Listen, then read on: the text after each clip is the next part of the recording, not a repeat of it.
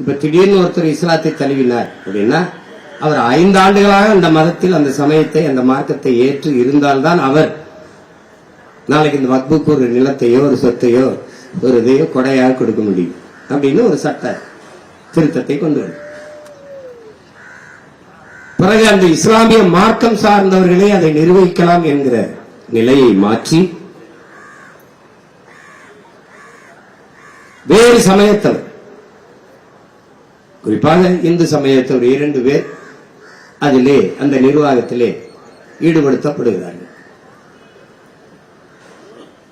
இதனால்தான் நேர்மையான நிர்வாகம் வரும் என்று நாடும் சட்டமும் நம்புமேயானால், அப்படி இந்து சமய அறநிலைத்துறை, திருப்பதி தேவஸ்தான கோயில் நிர்வாகம், பூரி ஜெகநாதர் கோயில், காசி விஸ்வநாதர், கேரளா ஐயப்பன் கோயில், இதெல்லாம் பூரி ஜெகநாதர் கோயில் ஒரிசாலே, இது மாதிரி நிர்வாகங்கள் எல்லாம் ஒரு 2 பேர் இஸ்லாமியர்கள், 2 பேர் கிறிஸ்தவர்களை சேர்த்தால் சரியா தப்பா செய்யறாங்க என்ற நிலை நமக்கு மனநிலை வந்துடும். இந்த போராட்டம் தேவையில்லாம போயிடும். குறிப்பாக இஸ்லாமியர்களை பன்னெடுங்காலமாக நிர்வகித்து வந்த வக்பு சொத்துக்களை வேறு சமயத்தை சார்ந்த 2 உயர்ந்த பொறுப்புக்கு போகிற போது என்ன நடக்கும்? அந்த மார்க்கம் சார்ந்த பெருமக்கள்,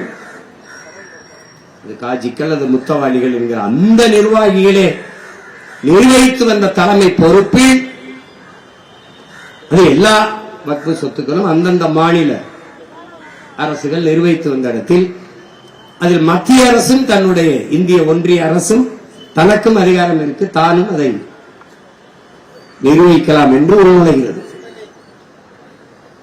உங்களுக்கு தெரியும், ஏற்கனவே கல்வி உரிமை இழந்திருக்கோம், மருத்துவ உரிமை இழந்திருக்கோம், எல்லா வரியையும் எடுத்துட்டு போயிருக்குது. எல்லா உரிமையையும் எடுத்துக்கொண்டு போய் வைத்துக் கொண்டு கீழே போட்டுக்கொண்டு மேலே ஏறி உட்கார்ந்து கால் மேலே கால் போட்டுக்கொண்டு அதிகாரம் செய்யுது இந்திய ஒன்றிய அதிகாரம். இந்த வக்பு சொத்துக்களுக்குள் நுழையும் போது அது என்ன செய்யும்?